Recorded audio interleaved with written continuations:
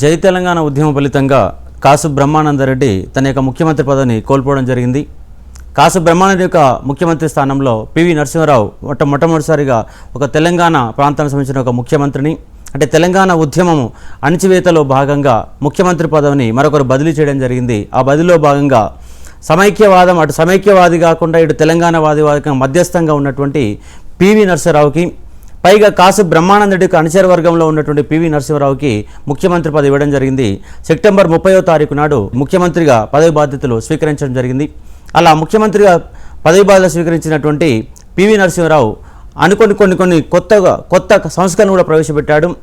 ఈయన వరంగల్ జిల్లా లక్నేపల్లి గ్రామానికి సంబంధించిన వాడు. కరీంనగర్ జిల్లా వంగర గ్రామానికి దత్తపుత్రుడిగా రావడం జరిగింది. అలా కరీంనగర్కి వచ్చినటువంటి పివి నరసింహారావు మంతని నియోజకవర్గంకి వెళ్ళి 1957 నుంచి 1977 వరకు 20 సంవత్సరాల పాటు ఎమ్మెల్యేగా వివిధ రకాల హోదాలలో, మంత్రి హోదాలలో పనిచేయడం జరిగింది. మొట్టమొదటిసారిగా ఆంధ్రప్రదేశ్ రాష్ట్రం ఏర్పడిన తర్వాత 1956లో ఆంధ్రప్రదేశ్ రాష్ట్రం ఏర్పడితే 15 సంవత్సరాల వరకు కూడా తెలంగాణ ప్రాంతానికి సంబంధించి ఒక్కరు కూడా ముఖ్యమంత్రి ఇవ్వలేదు. అలా మొట్టమొదటిసారిగా పివి నరసింహారావు ముఖ్యమంత్రి పదవి బాధ్యతలు స్వీకరించడం జరిగింది 15 సంవత్సరాల తర్వాత. ఈయన వరంగల్ జిల్లా లక్నేపల్లి గ్రామానికి సంబంధించిన వాడు. వంగర గ్రామానికి దత్త రావడం జరిగింది. అలా కరీంనగర్ జిల్లాకి వెళ్ళి ఎమ్మెల్యేగా పోటీ చేసి మొట్టమొదటిసారిగా దామోదర సంజీవయ్య మంత్రివర్గంలో ఒక మంత్రిగా పనిచేశాడు. ఆ తర్వాత కాసు బ్రహ్మానందరెడ్డి మంత్రివర్గంలో న్యాయశాఖ, విద్యాశాఖ మంత్రిగా పనిచేయడం జరిగింది. అలా ముఖ్యమంత్రి బాధ్యతలు స్వీకరించినటువంటి పివి నరసింహారావు కొత్త సంస్కరణలు ప్రవేశపెట్టి తెలంగాణ ఉద్యమ ప్రభావాన్ని తగ్గించే కార్యక్రమం కొనసాగింది. కాబట్టి పివి నరసింహారావు చాలా ముఖ్యమైన పదవులు చేపట్టాడు.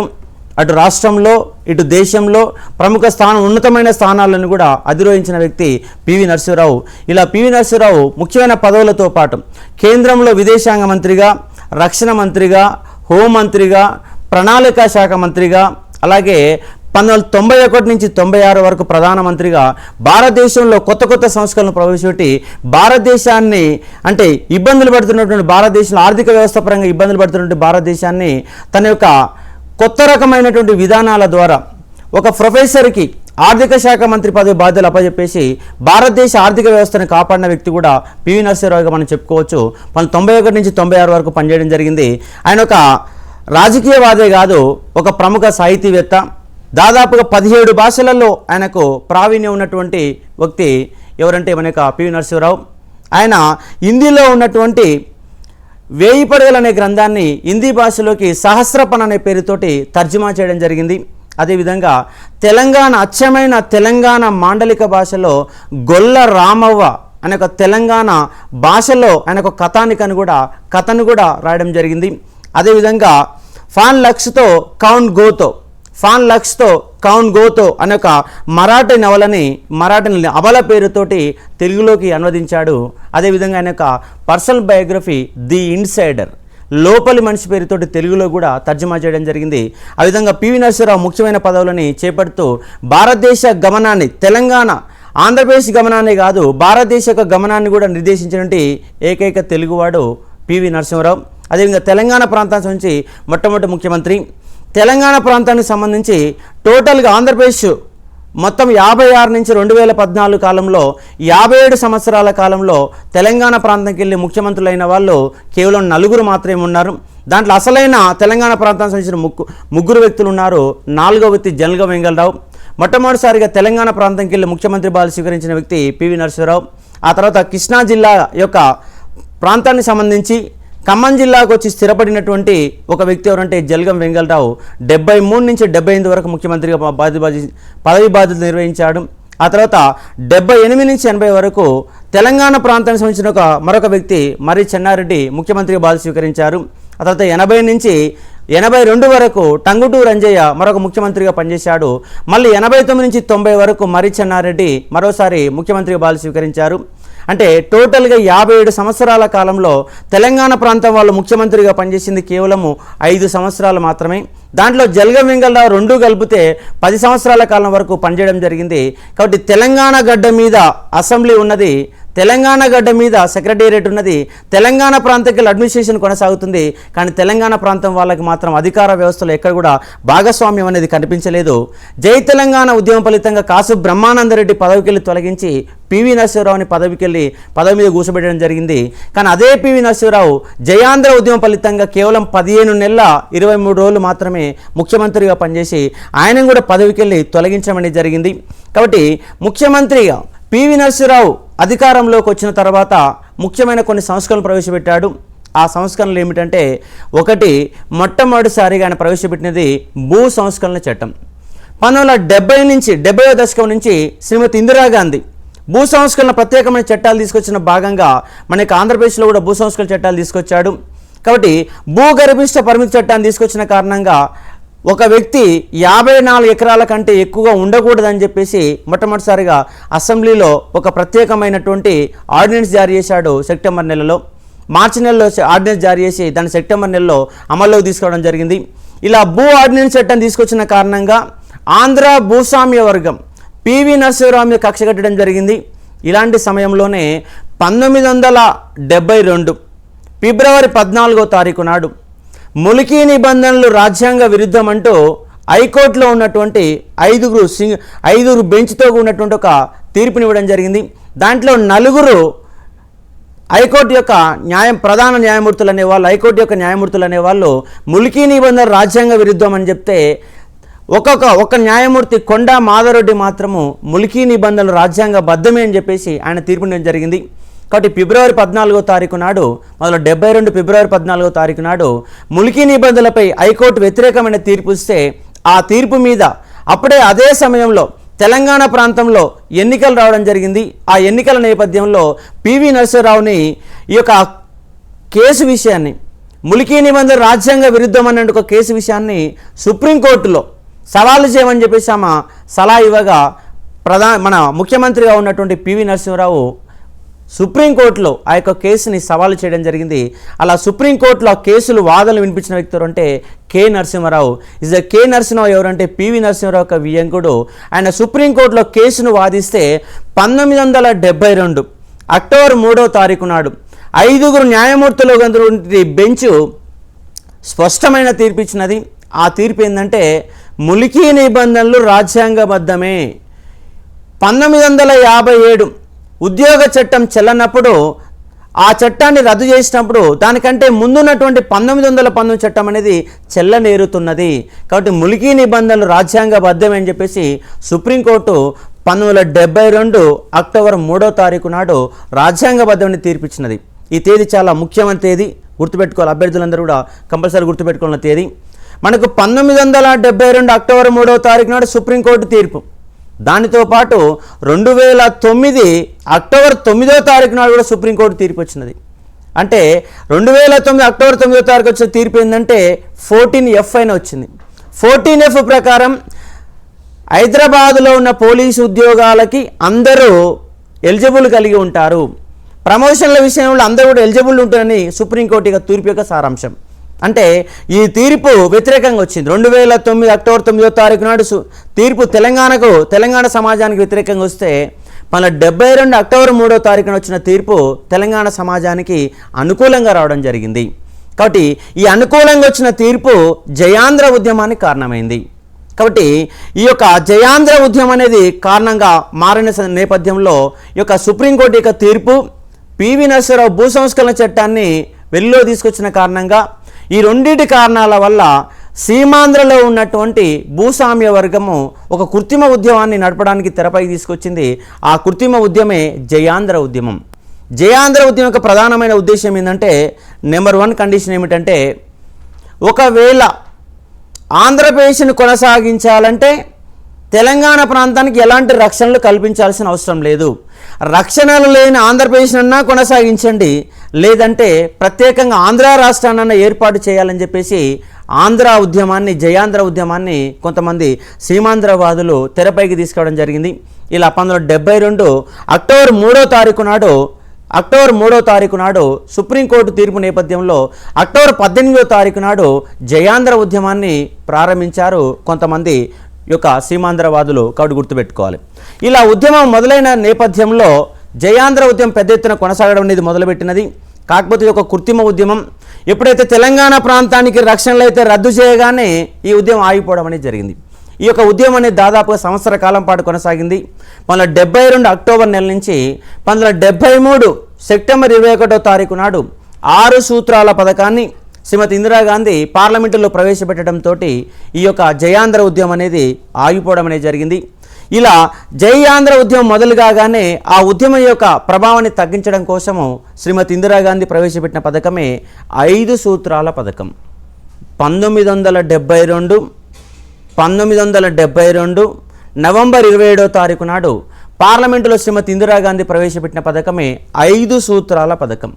అంటే పంచసూత్ర పథకం. 5 సూత్రాలు మనకు కంప్లీట్గా 1969 జై తెలంగాణ ఉద్యమం, 72-73 జరిగిన జయాంధ్ర ఉద్యమం, ఈ 2 ఉద్యమాల ఫలితంగా వచ్చిన పథకాలు 3 పథకాలు.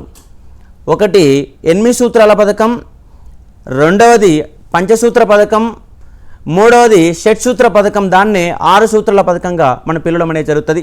కాబట్టి మనకి ఈ పంచసూత్ర పథకంలో మరి ఏం అంశాలు ఉన్నాయి, దాన్ని ఎలా గుర్తుపెట్టుకోవాలి, ఎగ్జామ్ నేపథ్యంలో ఎలా క్వశ్చన్ అడుగుతారు అంటే ఈ 3 సూత్రాలు అనేవి చాలా ఇంపార్టెంట్. మనకు ఎగ్జామ్లో ఇబ్బంది పెట్టే విధంగా క్వశ్చన్లు ఎక్కడ వస్తాయంటే ఈ 3 సూత్రాలనే మనకు క్వశ్చన్ ఫెయిరింగ్ అనేది రావడం జరుగుతుంది. కాబట్టి అభ్యర్థులు గుర్తుపెట్టుకోవాలి.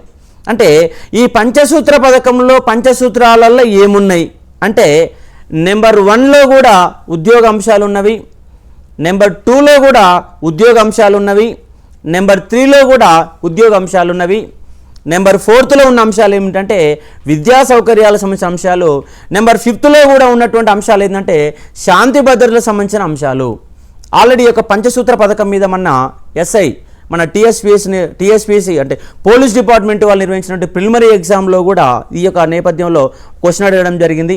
అంటే నెంబర్ 1 కండిషన్ ఉద్యోగాల గురించి ఏం చెప్తుందంటే ములికీ నిబంధనలు. తెలంగాణ ఉద్యమం అంటేనే కంప్లీట్గా దేని మీద ఆధారపడిందంటే ములికి అనే పదం మీద ఆధారపడింది. ములికి అంటే స్థానికుడని, దేశీయుడని, ఈ ప్రాంతానికి సంబంధించిన వాడని చెప్పేసి మనకు అర్థం వస్తున్నది. అదేవిధంగా ములికీ నియమాలు అంటే పంచసూత్ర పథకంలో మొట్టమొదటి అంశం ఏముందంటే ములికీ నియమాలు తెలంగాణ ప్రాంతంలో ఉన్నటువంటి నాన్ గెజిటెడ్ ఉద్యోగాలైనటువంటి tahsildar, assistant civil surgeon, junior engineer, ఈ 3 రకాల ఉద్యోగాలకి ములికీ నియమాలు వర్తిస్తాయి. దానితో పాటు సచివాలయము, శాఖాధిపతి కార్యాలయాలు, రాష్ట్ర స్థాయి కార్యాలయాలలో 3 ఉద్యోగాలలో ఒక ఉద్యోగానికి ములికీ నియమాలు వర్తిస్తాయి. అంటే 3 ఉద్యోగాలు ఉంటే ఆ 3 ఉద్యోగాల్లో ఒక ఉద్యోగం తెలంగాణ ప్రాంతానికి ఇవ్వాలని చెప్పేసి దీంట్లో అర్థం. అంటే నాన్ గెజిటెడ్ ఉద్యోగాలైన tahsildar, assistant civil surgeon, junior engineer, ఈ 3 ఉద్యోగాలు స్థానికపరం చేయబడతాయి, స్థానికులకి ఇవ్వబడతాయి. కానీ రాష్ట్ర స్థాయిలో ఉన్నటువంటి సచివాలయం కానీ, శాఖాధిపతి కార్యాలయాలు కానీ, విభాగాధిపతి కార్యాలయాల్లో 3 ఉద్యోగాలు ఒక ఉద్యోగం ఇవ్వాలి. అంటే రాయలసీమకు 1, తెలంగాణకు 1, ఆంధ్ర ప్రాంతానికి 1. అంటే 1/3 వర్తిస్తుంది. 3 ఉద్యోగాలు ఒక ఉద్యోగానికి వర్తిస్తుందని చెప్పేసి పంచసూత్ర పథకంలో ఒకటి ఉన్నది. ఒక అంశాన్ని మొట్టమొదటి అంశంగా పేర్కొన్నారు. అయితే 2వ అంశం ఏం చెప్తుందంటే ఈ పైన చెప్పినటువంటి ఉద్యోగాలు అంటే తహసీల్దార్ ఉద్యోగాలు, assistant civil surgeon, junior engineer, ఈ 3 రకాల ఉద్యోగాలు హైదరాబాదు పరిధిలో 1977 వరకు, హైదరాబాదు పరిధిలో 1977 వరకు, అదేవిధంగా మిగతా జిల్లాలలో అంటే హైదరాబాదు మినహా మిగతా తెలంగాణ ప్రాంతాలలో 1980 వరకు ఈ ములికీ నిబంధనలు వర్తిస్తాయని స్పష్టంగా పేర్కొనడం జరిగింది ఈ యొక్క 2వ సూత్రంలో. ఇక 3వ సూత్రం ఏమని చెప్తుందంటే ఉభయ ప్రాంతాలలో ఉద్యోగులకు తగిన ప్రమోషన్లు కానీ, ఉభయ ప్రాంతాలంటే అటు ఆంధ్ర ప్రాంతం కావచ్చు, ఇటు తెలంగాణ ప్రాంతము, ఉభయ ప్రాంతాలలో అంటే ఉద్యోగ అవకాశాలలో ప్రమోషన్లకు మాత్రము కొన్ని ఉద్యోగాల వరకు ప్రాంతీకరణ చేయబడుతుంది. అంటే assistant civil surgeon, junior engineer, tahsildar ఉద్యోగాలకు మాత్రము ప్రమోషన్లలో ములికీ నియమాలు వర్తిస్తాయి. కానీ దేశ స్థాయిలో ఉన్నటువంటి యూపీపీఎస్సీ కానీ, ఎస్ఎస్సి కానీ దేశ స్థాయిలో ఉన్న ఉద్యోగాలకు మాత్రం ప్రమోషన్లు వర్తించవు అని 3వ సూత్రం చెప్తుంది. అంటే నెంబర్ 1, నెంబర్ 2 ఏవైతే ఉద్యోగాలు ఉన్నాయో, స్థానిక ఉద్యోగాలు అయితే ఏవైతే ఉన్నాయో వాటికి మాత్రమే ప్రమోషన్లలో రిజర్వేషన్లు వర్తిస్తాయి, కానీ దేశ స్థాయిలో ఉండే ఉద్యోగాలకు రిజర్వేషన్లు వర్తించవని చెప్పేసి 3వ సూత్రంలో పేర్కొన్నారు.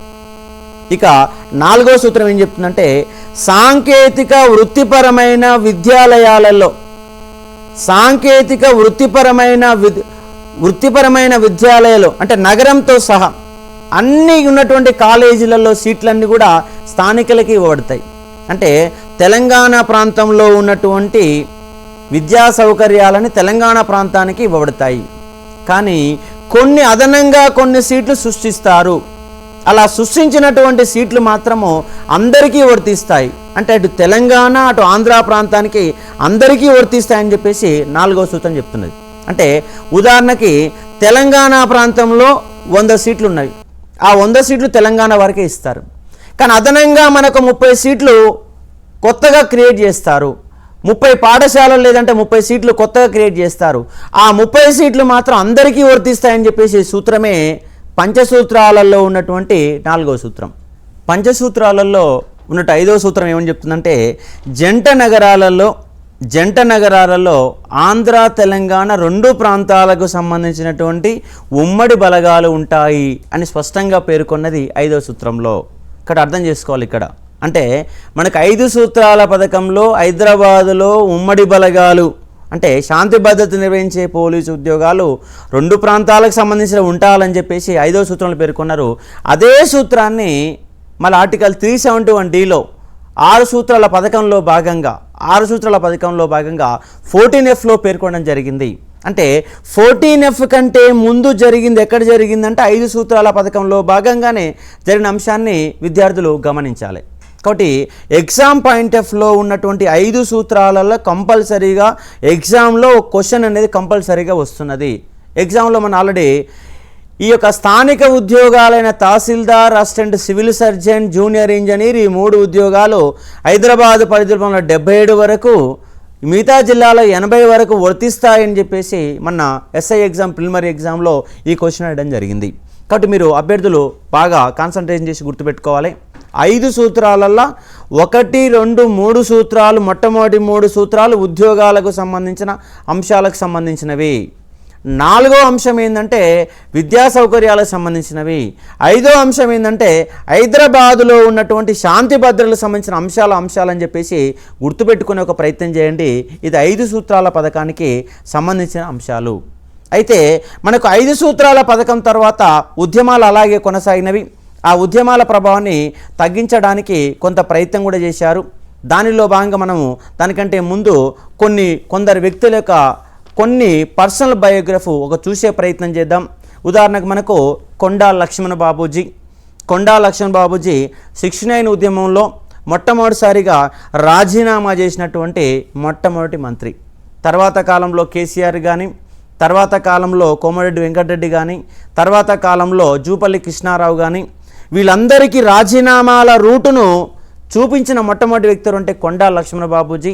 69 ఉద్యమంలో మార్చి 29వ తారీఖు నాడు 29వ తారీఖు నాడు తన పదవికి రాజీనామా చేసి జూన్ 1వ తారీఖు నాడు తెలంగాణ ప్రాంతీయ కాంగ్రెస్ను కూడా ఏర్పాటు చేసినట్టు ఒక వ్యక్తి అంటే కొండా లక్ష్మణ్ బాపూజీ. 3 తరాల ఉద్యమ నేత. 1947 డిసెంబర్ 4వ తారీఖున నైజాము పైన, మీర్ ఉస్మాన్ అలీ ఖాన్ పైన బాంబు దాడి కూడా చేయించిన వ్యక్తి ఎవరంటే కొండా లక్ష్మణ్ బాబూజీ. నాడు నైజాం వ్యతిరేక పోరాటంలో పాల్గొన్నాడు. 69 ఉద్యమంలో మంత్రి పదవికి రాజీనామా చేశాడు. 2000 తర్వాత జరిగిన ఉద్యమంలో కూడా ప్రముఖ పాత్ర పోషించాడు. చివరికి 97 సంవత్సరాల వయసులో కూడా ఢిల్లీలో జంతర్ మంతర్ వద్ద 2011 నవంబర్ 1 నుంచి నవంబర్ 7 వరకు కూడా ఆమరణ నిరాహారదీక్ష చేసినటువంటి గొప్ప స్వాతంత్ర యోధుడు ఎవరంటే కొండా లక్ష్మణ్ బాబూజీ. తెలంగాణ ఉద్యమానికి ఆయన ఒక్కడే కాదు, ఆయన ఇల్లు కూడా తెలంగాణ ఉద్యమానికి ఎంతో ఉపయోగపడింది. ఆయనకు ఇంటి పేరు ఏం పేరు అంటే జలదృశ్యం. ఈ జలదృశ్యంలోనే తెలంగాణ ఐక్యవేదిక ఏర్పాటు కావడం జరిగింది. ఈ జలదృశ్యంలోనే టీఆర్ఎస్ పార్టీ కూడా పొడు పోసుకోవడం జరిగింది. ఈ జలదృశ్యంలోనే ఉద్యమాలకు ఒక కేంద్రంగా కొనసాగింది ఈ యొక్క కొండా లక్ష్మణ్ బాబు యొక్క సొంత గృహము. ఈయన కొండా లక్ష్మణ్ బాబూజీ కొండా లక్ష్మణ్ బాబూజీ ఆదిలాబాద్ జిల్లా వాంకిడి గ్రామానికి సంబంధించిన వాడు. ఆచార్య కొండా లక్ష్మణ్ బాపూజీ, ఆచార్య కొండా లక్ష్మణ్ బాపూజీ. ఆచార్య అనేది ఒక బిరుదు, కొండ అనేది ఒక బిరుదు, బాపూజీ అనేది వాళ్ళ తండ్రి కారణంగా వచ్చినటువంటి మరొక బిరుదు. వాస్తవానికి ఆయన అసలు పేరు ఏం పేరంటే లక్ష్మణ్ మాత్రమే. కానీ ఇవన్నీ కూడా గౌరవ బిరుదుల రూపంలో రావడం జరిగినది. ఆదిలాబాద్ జిల్లా వాంకిడి గ్రామంలో జన్మించిన ఇతను యొక్క అసెంబ్లీకి ఎన్నికయ్యి మంత్రి పదవులు కూడా బాధ్యతలు స్వీకరించి తెలంగాణ ఉద్యమంలో ప్రముఖ పాత్ర పోషించిన వ్యక్తి ఎవరంటే కొండా లక్ష్మణ్ బాపూజీ. ఇతని ఎంఎన్ రాయ్ యొక్క ప్రభావంతో రాజకీయాల్లోకి రావడం జరిగినది. ఇతను 1931లో ఒక 16 సంవత్సరాల వయసులో ముంబైకి మహాత్మా గాంధీ వచ్చినప్పుడు ఆయనను చూడడానికి వెళ్ళడం జరిగింది. ఆ సమయంలో మహాత్మా గాంధీ యొక్క గాంధీ టోపీని చూసి ప్రభావితుడైనటువంటి కొండా లక్ష్మణ్ బాపూజీ తన యొక్క పాయింట్ను కూడా చించి దాన్ని టోపీగా మార్చుకొని 1931 నుంచి 2011 వరకు తాను మరణించే వరకు కూడా ఏ ఒక్కసారి కూడా గాంధీ టోపీని లేకుండా బయటికి వెళ్ళని వ్యక్తి ఎవరంటే కొండా లక్ష్మణ్ బాపూజీ. అలాంటి నిబద్ధత, అలాంటి భారతదేశం యొక్క ఆత్మగౌరవము, భారతదేశం యొక్క దేశభక్తి, గొప్ప స్వాతంత్ర సమయోడు అంటే కొండా లక్ష్మణ్ బాపూజీ గుర్తుపెట్టుకోవాలి. ఈ ఎంఎన్ రాయ్ యొక్క ప్రభావంతో రాజకీయాల్లోకి రావడం జరిగినది. నైజాం వ్యతిరేక పోరాటంలో పాల్గొన్నాడు. నిజాం మీద బాంబు దాడి, నారాయణరావు పవర్ చేత బాంబు దాడి చేయించడంలో దాని యొక్క కుట్రని తయారు చేయడంలో కొండా లక్ష్మణ్ బాపూజీ నారాయణరావు ఒక బాంబులు తయారు చేయడంలో శిక్షణ ఇచ్చి అతనికి తుపాకును కూడా కోనించేసి నైజాం మీద దాడి కూడా పురిగొల్పి నాడు దేశభక్తిని చాటుకున్న వ్యక్తి అంటే కొండా లక్ష్మణ్ బాపూజీ. ఇతను 1947లో ముంబై ప్రాంతంలో అంతర్గతంగా ఉండి షోలాపూర్ ప్రాంతంలో ఉండి నైజాం వ్యతిరేక పోరాటం చేయడం జరిగినది. అలాంటి సమయంలో ఈయన్ని ఆ యొక్క ఉద్యమ వీరులంతా ఈయన్ని పహాడి అని పిలిచారు. పహాడి అంటే అర్థం ఏంటంటే కొండ అని అర్థము. కాబట్టి పహాడి అంటే కొండ లాంటి వాడు, పెద్దన్న లాంటి వాడు, ఉద్యమ నిర్మాత అని చెప్పేసి ఒక అర్థం వస్తుంది. ఆ విధంగా ఆయనకు పహాడి అనేది మరాఠీ భాషలో ఉంటే దాని తెలుగులో మీనింగ్ ఏంటంటే కొండ అనే అర్థం. ఆ విధంగా కొండ అనే ఒక బిరుదు ఆయన రావడం అనేది జరిగింది. దానితో పాటు నారాయణరావు పవరు, గూడూరు నారాయణ స్వామి, గండయ్య, జగదీశార్య ఈ నలుగురు కలిసి నైజాం మీద బాంబు దాడి చేసినలో ప్రముఖ పాత్ర పోషించారు. వాళ్ళందరికీ కూడా ఆ యొక్క బాంబుని ఎలా విసిరాలో నేర్పించిన వ్యక్తులు అంటే కొండా లక్ష్మణ బాపూజీ. కాబట్టి అర్థం చేసుకునే ఒక ప్రయత్నం చేయాలి. అదేవిధంగా ఇతను 1952 నుంచి 77 వరకు దాదాపుగా 25 సంవత్సరాల పాటు అసెంబ్లీకి ప్రాతినిధ్యం వహించాడు. ఒక 62 నుంచి 65 తప్ప మిగతా సమయాల్లో మొత్తం కూడా ఆయన అసెంబ్లీ ప్రాతినిధ్యం వహించారు. అదేవిధంగా డిప్యూటీ స్పీకర్గా పనిచేశాడు. అదేవిధంగా దామోదరం సంజీవయ్య మంత్రివర్గంలో చేనేత చిన్న తరహా మంత్రిగా పనిచేశాడు. ఆ తర్వాత కాసు బ్రహ్మానంద రెడ్డి మంత్రివర్గంలో పనిచేసేటప్పుడు అంటే పౌర సంబంధాల శాఖ మంత్రిగా, కార్మిక శాఖ మంత్రిగా బాధ్యతలు నిర్వహిస్తూ మంత్రి పదవికి రాజీనామా చేయడం అనేది జరిగింది. ఆ తర్వాత ఈయన తెలంగాణ ప్రాంతీయ కాంగ్రెస్ కూడా ఏర్పాటు చేశాడు. దానితో పాటు ఈయనని గవర్నమెంటు ఆచార్య అనే బిరుదుతోని గౌరవించడం జరిగింది. అదేవిధంగా బూరుగుల రామకృష్ణారావు ఈయనకు సహకార రత్న అని చెప్పేసి బిరుదునిచ్చి కూడా గౌరవించడం జరిగింది. కొండా లక్ష్మణ్ బాపూజీ 1969 జూన్ 1969 జూన్ 1వ తారీఖు నాడు తెలంగాణ ప్రాంతీయ కాంగ్రెస్ పార్టీని ఏర్పాటు చేయడం జరిగింది. ఆ యొక్క పార్టీని ఏర్పాటు చేసి ఉద్యమాన్ని కూడా నిర్మించాడు. ఈయన 1952లో మొట్టమొదటిసారిగా ఆసిఫాబాద్కి వెళ్ళి ఆయన ఉద్యమ జీవితాన్ని, రాజకీయ జీవితాన్ని మొదలుపెట్టారు. ఆ తర్వాత చిన్న కోడూరు నియోజకవర్గం వెళ్ళి గెలుపొందడం జరిగింది. అలాగే తెలంగాణ ప్రాంతంలో, అలాగే ఆంధ్రప్రదేశ్ ప్రాంతంలో మొట్టమొదటిసారిగా ఒక పాదయాత్రల సంస్కృతిని మొదలుపెట్టిన వ్యక్తి ఎవరంటే ఇక కొండా లక్ష్మణ్ బాపూజీ. 1961 సమయంలో మూసీ నదికి పెద్ద ఎత్తున వరదలు వచ్చిన సందర్భంగా 1961లో మూసీ నదికి పెద్ద ఎత్తున వరదలు వచ్చిన సందర్భంగా ఆ రైతులందరిని ఆదుకోవడం కోసం, వాళ్ళకి బతుకు మీద భరోసా కల్పించడానికి, ఆ పంట నష్ట పరిహారాన్ని అందించే ప్రయత్నంలో భాగంగా ఆ యొక్క మూసీ యొక్క పరివాహక ప్రాంతాలలో కూడా మొత్తం కూడా పాదయాత్రలు చేపట్టేసి వాళ్ళందరూ కూడా రైతులకు కూడా ఒక భరోసా కల్పించేసి పాదయాత్రల సంస్కృతిని కూడా మొదలుపెట్టించిన వ్యక్తులు అంటే కొండా లక్ష్మణ్ బాపూజీ. కాబట్టి అర్థం చేసుకోవాలి. అదేవిధంగా సహకార సంఘాలకి చేనేత సహకార సంఘం, కల్లుగీత కార్మిక సహకార సంఘం, మత్స్య కార్మిక సహకార సంఘం, చర్మకార సహకార సంఘం ఇలాంటి సహకార సంఘాలన్నిటిని కూడా ఏర్పాటు చేయడంలో ప్రముఖ పాత్ర పోషించి ఆ సహకార సంఘ ఉద్యమానికి పితామహుడుగా పిలువబడ్డ వ్యక్తులు అంటే కొండా లక్ష్మణ్ బాపూజీ. కాబట్టి అర్థం చేసుకునే ఒక ప్రయత్నం చేయాలి. అదేవిధంగా ఇతను చివరిగా దళిత బహుజనుల కోసము నవసమాజ్ అనే పార్టీని కూడా స్థాపించడం జరిగింది. అదేవిధంగా మనకు రాజీవ్ గాంధీ పీరియడ్ కాలంలో బీసీ పక్షాల కోసం ఏర్పాటు చేసిన మండల్ కమిషన్ యొక్క రిపోర్టును రాజీవ్ గాంధీ పట్టించుకోకుండా పక్కబెట్టిన సందర్భంలో ఆ కాంగ్రెస్ పార్టీ యొక్క ప్రాథమిక సభ్యత్వానికి రాజీనామా చేసి బయటికి వైదొలిగిన వ్యక్తులు అంటే కొండా లక్ష్మణబాబుజీ కాబట్టి గుర్తుపెట్టుకోవాలి. 3 తరాల ఉద్యమ నేత కాబట్టి తెలంగాణ ఉద్యమానికి ఒక మూల పురుషుడిగా పనిచేసిన వ్యక్తి. ఆయన సెప్టెంబరు 27వ తారీఖు నాడు జన్మించడం జరిగింది. ఈ మధ్య కాలంలో అంటే 2012 సంవత్సరంలో ఆయన మరణించడం జరిగింది. 2015 సంవత్సరంలో ఆయనకు 100 సంవత్సరాల ఉత్సవాలని శతాబ్ది ఉత్సవాలని 2015 సెప్టెంబర్ 27వ తారీఖున ఆయన జన్మించిన సందర్భంగా 2015 సెప్టెంబర్ 27వ తారీఖు నాటికి ఆయనకు దశాబ్ది ఉత్సవాలు 100 సంవత్సరాల ఉత్సవాలని తెలంగాణ రాష్ట్ర గవర్నమెంటు చాలా ఉత్సాహంగా ఘనంగా కూడా నిర్వహించడం జరిగింది. అలాంటి ఒక ముఖ్యమైన నేత కొండా లక్ష్మణ్ బాబుజీ గురించి మనకి ఎగ్జామ్ పాయింట్ ఆఫ్లో కంపల్సరీగా క్వశ్చన్లు వస్తాయి కాబట్టి విద్యార్థులు అర్థం చేసుకునే ఒక ప్రయత్నం చేయాలి. అదేవిధంగా మనకు ముఖ్యమైన నేత మనకు ఒక ముఖ్యమైన పర్సనాలిటీ మనకున్న పర్సనాలిటీ కాళోజీ నారాయణరావు. కాళోజీ నారాయణరావు ఒకప్పుడు ఒక సమైక్యవాది. 1952లో సమైక్య ఆంధ్రప్రదేశ్కు మద్దతు తెలిపిన వ్యక్తి. మనకు ఉన్నటువంటి ఆ యొక్క విశాలాంధ్ర మహాసభల్లో కూడా విశాలాంధ్రకు అనుకూలంగా మాట్లాడిన వ్యక్తిది కాళోజీ నారాయణరావు. కానీ 69 ఉద్యమ కాలంలో ఒక ప్రత్యేకవాదిగా పాల్గొని ఉద్యమాన్ని బలోపేతం చేసిన వ్యక్తి అంటే కాళోజీ నారాయణరావు. కాళోజీ నారాయణరావు యొక్క పూర్తి పేరు ఒకసారి మనం పరిశీలిస్తే రఘువీర్ నారాయణ్ లక్ష్మీకాంత్. రఘువీర్ నారాయణ్ లక్ష్మీకాంత్ శ్రీనివాసరావు రామరాజా కాళోజీ నారాయణరావు. రఘువీర్ నారాయణ్ లక్ష్మీకాంత్ శ్రీనివాసరావు రామరాజా కాళోజీ నారాయణరావు ఆయన యొక్క పూర్తి పేరు. ఈయన 1914 సెప్టెంబర్ 9వ తారీఖున జన్మించాడు. ఆయన యొక్క జన్మదినాన్ని తెలంగాణ మాండలిక భాషా దినోత్సవంగా నేటికి కూడా గవర్నమెంట్ జరుపుకుంటుంది. అధికార భాషా దినోత్సవంగా తెలంగాణ మాండలిక భాషా దినోత్సవంగా తెలంగాణ గవర్నమెంట్ ప్రకటించడం జరిగింది. మీకు 2 తేదీలు గుర్తుపెట్టుకోవాలి. July 11 Telangana engineers day, September 9 Telangana మాండలిక భాషా దినోత్సవం. ఈ 2 తేదీలను గుర్తుపెట్టుకుంటే చాలా ఎగ్జామ్లలో క్వశ్చన్ రావడానికి ఆస్కారం ఉంది కాబట్టి గుర్తుపెట్టుకునే ప్రయత్నం చేయండి. ఈయన వరంగల్ జిల్లాకు సంబంధించిన వాడు. వరంగల్ జిల్లా మడికొండలో జన్మించడం జరిగింది. ఈయన యొక్క తండ్రి కాళోజీ రంగారావు ఈజ్ ఏ మరాఠీ, లేక తల్లి రమాబాయి కన్నడ. వీళ్ళ యొక్క సోదరుడు కాళోజీ రామేశ్వరరావు ఒక ఉర్దూ కవి. మన యొక్క కాళోజీ మాత్రము తెలుగులో ప్రముఖమైన ఎన్నో గ్రంథాలు రాసి ఇది నా గొడవ అంటూ తన యొక్క సొంత బయోగ్రఫీ కూడా రాసుకొని తెలుగు యొక్క భాషలో ఒక మకుటం లేని మహారాజుగా కొనసాగి తెలంగాణ మాండలికానికి ఒక వన్నె తెచ్చిన వ్యక్తి ఎవరంటే కాళోజీ నారాయణరావు. కాబట్టి అర్థం చేసుకునే ఒక ప్రయత్నం చేయాలి. వాళ్ళ కాళోజీ పేరు మీద హెల్త్ యూనివర్సిటీని కూడా స్థాపించడం జరుగుతుంది. కాబట్టి ఆయన ఒక న్యాయవాదిగా జీవితాన్ని ప్రారంభించాడు. ఒక న్యాయవాదిగా, ఒక రాజకీయవేత్తగా, ఒక సాహితీవేత్తగా ప్రముఖ పాత్రలు పోషించిన వ్యక్తి ఎవరంటే మన యొక్క కాళోజీ నారాయణరావు. అదేవిధంగా కాళోజీ నారాయణరావు ఒక సాహితీవేత్తతో పాటు నైజాం వ్యతిరేక పోరాటంలో పాల్గొన్నాడు.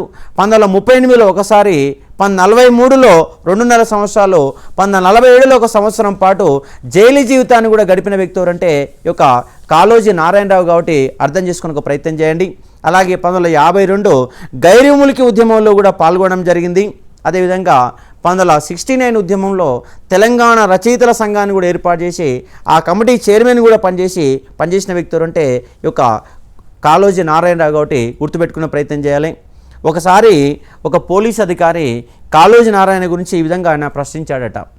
పోచమ్మ దగ్గర నీవే ఉంటావు, గణపతి దగ్గర నీవే ఉంటావు, ఆర్య సమాజంలో నీవే ఉంటావు, ఆంధ్ర మహాసభలో నువ్వే ఉంటావు, ఏంది నీ కథ అని చెప్పేసి ఒక పోలీస్ అధికారి ప్రశ్నించినప్పుడు ఆ యొక్క కాళోజీ యొక్క సమాధానం ఏంటంటే, ప్రజలకు ఎక్కడ అన్యాయం జరిగితే, ప్రజల యొక్క గొంతు ఎక్కడ మూగబోతే అక్కడ నేను ప్రత్యక్షమవుతాను, వాళ్ళ తరఫున పోరాటం చేస్తానని చెప్పేసి సగర్వంగా చెప్పిన వ్యక్తి ఎవరంటే కాళోజీ నారాయణరావు. కాబట్టి ఒక ప్రజా జీవితాన్ని, ఒక సాహిత్య జీవితాన్ని, ఒక న్యాయవాదిగా ఎన్నెన్నో పాత్రలు పోషించినటువంటి కాళోజీ నారాయణరావు అద్భుతమైన కవితలను కూడా అందించడం జరిగినది. జయప్రకాష్ నారాయణ సోషలిస్టు పార్టీ నాయకుడు, సోషలిస్ట్ ఉద్యమానికి ప్రముఖ పేరు ప్రఖ్యాతి తీసుకొచ్చి సోషల్ ఉద్యమాన్ని ముందు తీసుకొచ్చినట్టు జయప్రకాష్ నారాయణ మరణించినప్పుడు ఒక మాట అంటాడు, ఏమంటే పుట్టుక నీది చావు నీది బ్రతుకంతా దేశానిది. పుట్టుక నీది చావు నీది బ్రతుకంతా దేశానిది అని చెప్పేసి మన యొక్క సోషలిస్టు పార్టీ సోషల్ ఉద్యమం యొక్క నాయకుడు జయప్రకాష్ నారాయణ మరణించినప్పుడు తన యొక్క కవితాగలాన్ని వినిపించిన వ్యక్తి ఎవరంటే కాళోజీ నారాయణరావు కాబట్టి గుర్తుపెట్టుకోవాలి.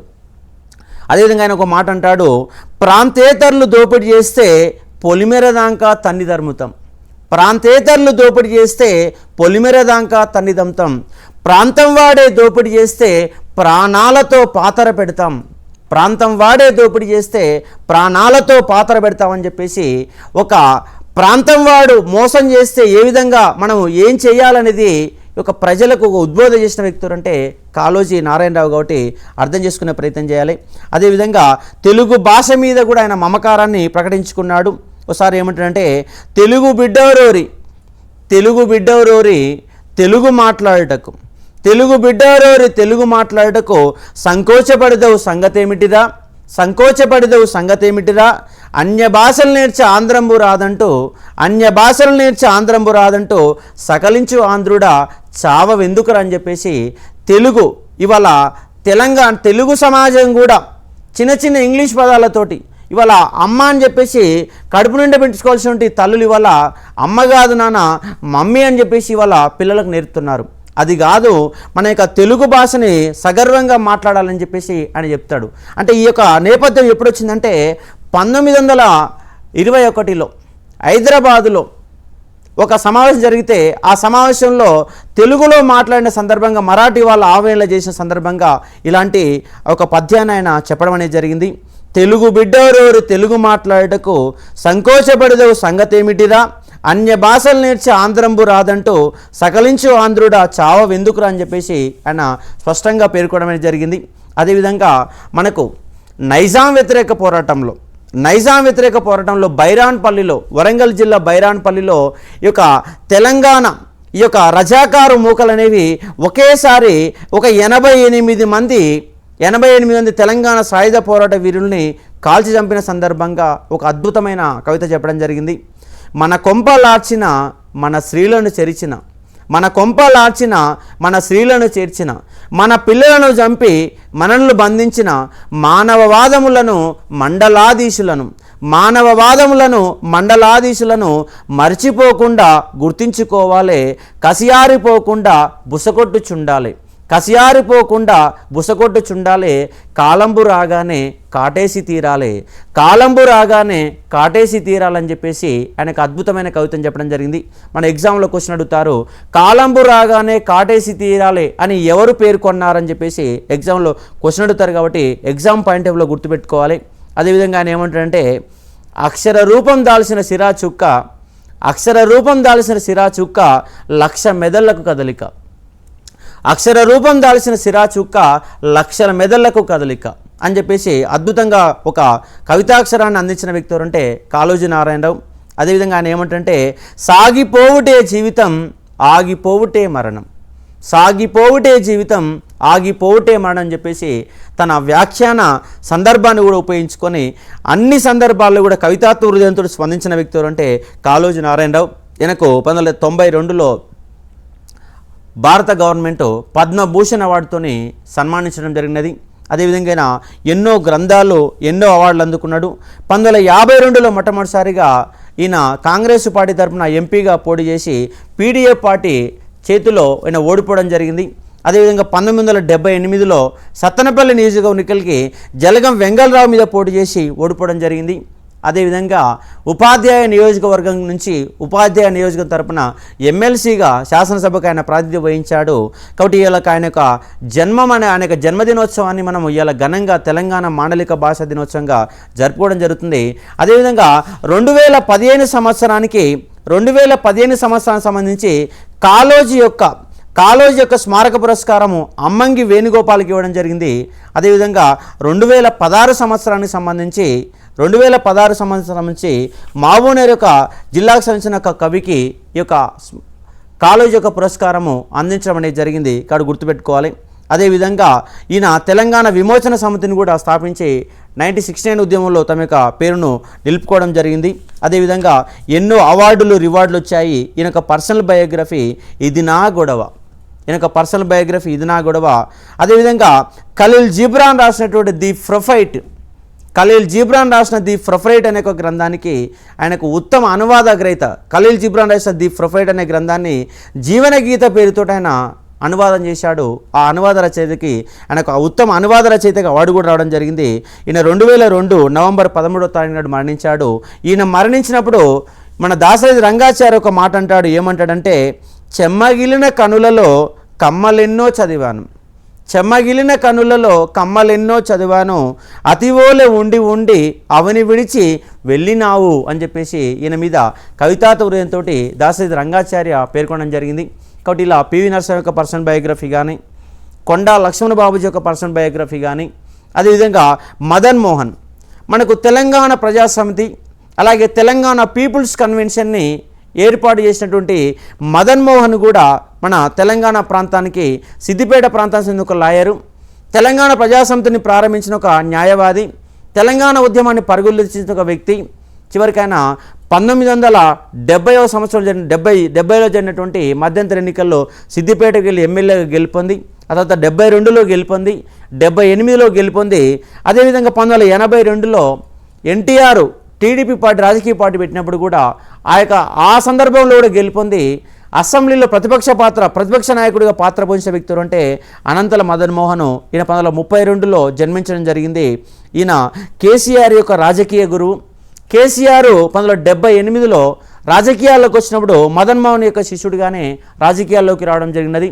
కాబట్టి ఈయన ఒక ప్రతిపక్ష నాయకుడిగా, ఒక కాంగ్రెస్ గవర్నమెంట్లో ఒక విద్యాశాఖ మంత్రిగా పలు పాత్రలు పోషించి 69 ఉద్యమాన్ని నడిపిన వ్యక్తి ఎవరంటే అనంతల మదన్ మోహన్. కాబట్టి గుర్తుపెట్టుకునే ప్రయత్నం చేయండి. అదేవిధంగా మరొక వైద్య విద్యార్థి మల్లికార్జున్ అనే వ్యక్తి 1941లో జన్మించాడు. ఉస్మాన్ యూనివర్సిటీలో 69 ఉద్యమంలో ప్రముఖ పాత్ర పోషించిన ఒక వైద్య విద్యార్థి. తర్వాత కాలంలో 1971లో జరిగిన మధ్యంతర ఎన్నికలలో సిద్దిపేట నియోజకవర్గంకి వెళ్ళి మెదక్ యొక్క నియోజకవర్గంకి వెళ్ళి 71లో మెదక్ నియోజకవర్గంకి వెళ్ళి పోటీ చేసి గెలుపొందడం జరిగినది. అలా 71లో 77లో తర్వాత 80లో కూడా ఆయన గెలుపొందడం జరిగింది. 80లో ఇందిరాగాంధీ కోసం ఆయనకు తన యొక్క స్థానాన్ని, మెదక్ స్థానాన్ని ఇందిరాగాంధీ కోసం వదులుకోవడం జరిగింది. 80, 89, 91, 96లలో మహబూబ్నగర్ ఎంపీగా పనిచేశాడు.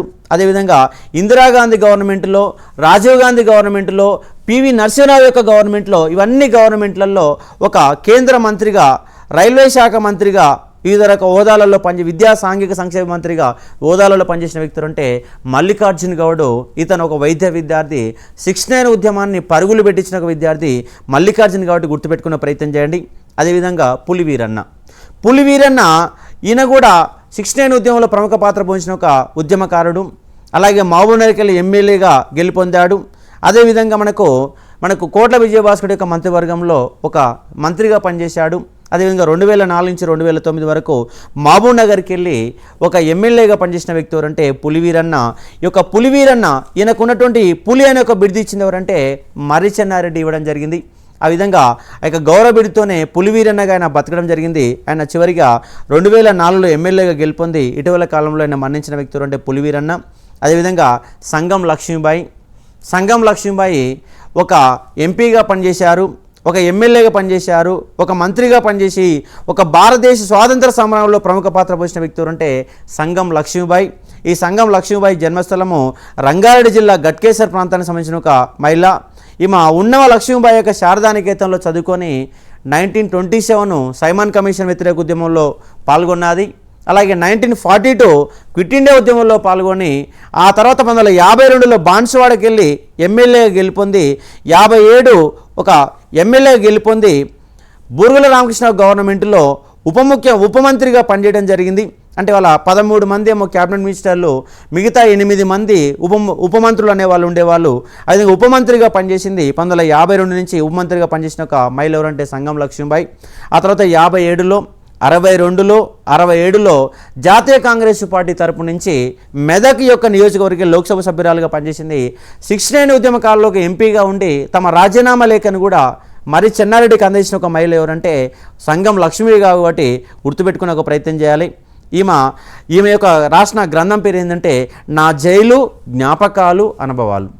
నా జైలు జ్ఞాపకాలు అనుభవాలు సంగం లక్ష్మీబాయి రాసినటువంటి ఒక ప్రముఖ గ్రంథం కాబట్టి గుర్తుపెట్టుకోండి. ఈమె స్వాతంత్ర సంగ్రామంలో అలాగే తెలంగాణ ఉద్యమంలో అదేవిధంగా తెలంగాణ ప్రాంతంలో ఒక మంత్రిగా పనిచేసి ఒక ఎంపీగా పనిచేసిన వ్యక్తులు అంటే సంగం లక్ష్మీబాయి కాబట్టి గుర్తుపెట్టుకునే ఒక ప్రయత్నం చేయండి. అదేవిధంగా టిఎస్ సదాలక్ష్మి 69 ఉద్యమాన్ని తన భుజస్కంధాలపైన వేసుకొని నడిపించిన ఒక మహిళ. అదేవిధంగా టీపీఎస్ అధ్యక్షురాలు కూడా పనిచేసిన ఒక మహిళ ఎవరంటే ఈ యొక్క టిఎస్ సదాలక్ష్మి. తెలంగాణ ప్రజాసమితికి మొట్టమొదటి అధ్యక్షురాలు మదన్ మోహన్ అయితే రెండో అధ్యక్షులు ఎస్బి గిరి. ఆ తర్వాత తాత్కాలిక బాధ్యతలు స్వీకరించి అధ్యక్షురాలుగా పనిచేసిన మహిళ ఎవరంటే టిఎస్ సదాలక్ష్మి. టిఎస్ సదాలక్ష్మి తర్వాత తెలంగాణ ప్రజాసమితికి అధ్యక్షురాలుగా పనిచేసింది ఎవరంటే మర్రి చెన్నారెడ్డి పనిచేయడం జరిగింది. కాబట్టి ఈ విధంగా టిఎస్ సదాలక్ష్మి తెలంగాణ ఉద్యమంలో రెడ్డి హాస్టల్ సర్వీస్కు అధ్యక్షత వహించి ఆమె పాల్గొనడం జరిగింది. అదేవిధంగా దామోదర సంజయ్ మంత్రివర్గంలో ఒక డిప్యూటీ స్పీకర్గా పనిచేశారు. ఆ తర్వాత ఉన్నటువంటి నీల సంజయ్ యొక్క మంత్రివర్గంలో కూడా ఒక మంత్రిగా పనిచేసిన ఒక మహిళ ఎవరంటే టిఎస్ సదాలక్ష్మి. ముఖ్యంగా రెడ్డి హాస్టల్ సర్వీస్కి అధ్యక్షత వహించి ఆ యొక్క ఉన్నటువంటి హాజరైన ఒక మహిళలను ప్రజలందరినీ కూడా ఉద్దేశించి వాళ్ళందరినీ వృత్తుల విధంగా ఉద్యమాన్ని ముందుకుపోయిన ఒక వ్యక్తి రోల్ అంటే టిఎస్ సదాలక్ష్మి కాబట్టి అర్థం చేసుకునే ఒక ప్రయత్నం చేయాలి. అదేవిధంగా 82లో ఏమో టీడీ పార్టీలో జాయిన్ అయ్యి ఆ తర్వాత కాలం 2000 సంవత్సరంలో తెలంగాణ కాంగ్రెస్ పార్టీని కూడా స్థాపించింది. ఈమె ఏమంటదంటే నాకు అసెంబ్లీ అయినా ఇల్లు అయినా ఒకటే, నా మటుకు రూల్స్ తప్పితే మాత్రం నువ్వు ఊరుకోనని చెప్పేసి నిబద్ధత కలిగిన ఒక మహిళగా పనిచేసింది ఎవరంటే టిఎస్ సదాలక్ష్మి పనిచేయడం అనేది జరిగింది. కాబట్టి ఇలా మర్రిచెన్నారెడ్డి యొక్క పర్సనల్ బయోగ్రఫీ చూసుకోవాలి. హైదరాబాద్ అనే ఒక పత్రిక నడిపింది ఎవరంటే మర్రిచెన్నారెడ్డి నడపడం జరిగింది. ఈమె మర్రిచెన్నారెడ్డి కూడా రంగారెడ్డి జిల్లా వికారాబాదు సిరిపురం గ్రామానికి సంబంధించిన వ్యక్తి. ఆయన ఆంధ్ర యువజన సమితిని స్థాపించడం జరిగింది. తెలంగాణ రాష్ట్రాన్ని ఆంధ్రప్రదేశ్ రాష్ట్రానికి 2 సార్లు ముఖ్యమంత్రిగా పనిచేశాడు, 2 సార్లు పీసీ అధ్యక్షుడిగా పనిచేశాడు, కేంద్ర మంత్రిగా పనిచేశాడు, 4 రాష్ట్రాల గవర్నర్గా పనిచేశాడు. అంటే ఉత్తరప్రదేశ్ గవర్నర్గా, రాజస్థాన్ గవర్నర్గా, పంజాబ్ గవర్నర్గా, తమిళనాడు గవర్నర్గా, ఇలా 4 రాష్ట్రాల గవర్నర్గా, 2 సార్లు ముఖ్యమంత్రిగా, అలాగే తెలంగాణ ప్రదేశ్ కాంగ్రెస్ యొక్క కమిటీ అధ్యక్షుడిగా పనిచేశాడు. అదేవిధంగా ఉద్యోగుల యొక్క పదవీ విరమణ వయసుని 55 సంవత్సరాల నుంచి 58 సంవత్సరాలకు పెంచినట్టు ఒక ముఖ్యమంత్రి ఎవరంటే మర్రిచెన్నారెడ్డి పెంచడం జరిగింది. దానితో పాటు ఆయన ముఖ్యమంత్రిగా పనిచేసినప్పుడు 70 నుంచి 78, 81 మధ్య కాలంలో కూడా 89, 90 మధ్య కాలంలో కూడా వారానికి 5 రోజుల పని దినాలను ఏర్పాటు చేసిన వ్యక్తి ఎవరంటే మర్రిచెన్నారెడ్డి. కాకపోతే ఆయన 60 సంవత్సరాల యొక్క షష్ఠిపూర్తి మహోత్సవాలను కూడా ఘనంగా నిర్వహించుకొని కొంత విమర్శలు పాల్గొనడం జరిగింది. అదేవిధంగా ఈయన మీద హైకోర్టులో కేసు వేసి ఇబ్బందుల పాలు చేసినట్టు వందే మాతరం రామచంద్రరావుకి చివరికి అధికార భాష సంఘం యొక్క అధ్యక్షుడిగా ఆయనకు పదవి బాధ్యతలు ఇవ్వడం కూడా, అధికార భాష సంఘ అధ్యక్షంగా నియమించడం కూడా తీవ్రమైన విమర్శలకు గురయ్యాడు మర్రిచెన్నారెడ్డి. కాబట్టి ఇలాంటి పర్సనల్ బయోగ్రఫీస్ కూడా మనకు ఎగ్జామ్లో క్వశ్చన్ రావడానికి ఆస్కారం ఉంది. కాబట్టి టిఎస్ సదాలక్ష్మి, మదన్ మోహన్, మల్లికార్జును, కొండా లక్ష్మణ్ బాబూజీ, అలాగే కాళోజీ నారాయణరావు, పివి నరసింహరావు, ఇలా పర్సనల్ బయోగ్రఫీ, ఇలాంటి పర్సనల్ బయోగ్రఫీస్ అన్ని కూడా మీరు అధ్యయనం చేయగలిగితే ఎగ్జామ్లో ఎక్కువ క్వశ్చన్ రావడానికి ఆస్కారం ఉంది. కాబట్టి ఈ నేపథ్యంలో చదివే ఒక ప్రయత్నం చేయాలి విద్యార్థులు.